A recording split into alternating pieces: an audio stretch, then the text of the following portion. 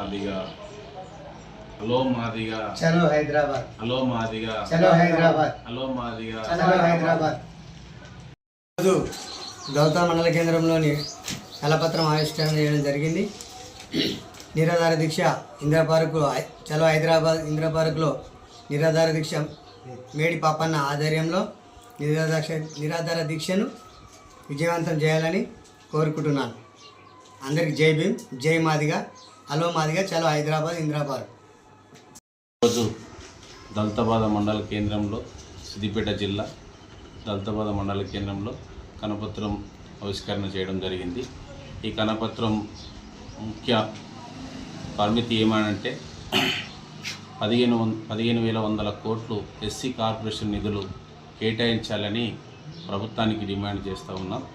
అలాగనే బీడు భూములు, లింకాపున్న భూములు పట్టాలు చేయాలని పిలుపునిస్తూ ఉన్నాం. అలాగనే అంబేద్కర్ అభయస్థం పేరు మీద దళిత ప్రతి ఇంటికి 12 లక్షల రూపాయలు ఇవ్వాలని ప్రభుత్వానికి డిమాండ్ చేస్తున్నాము.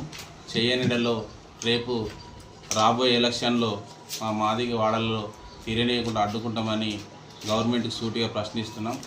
ఈ దళితబాద ప్రెస్ క్లబ్ నుంచి డిమాండ్ చేస్తూ ఉన్నాం.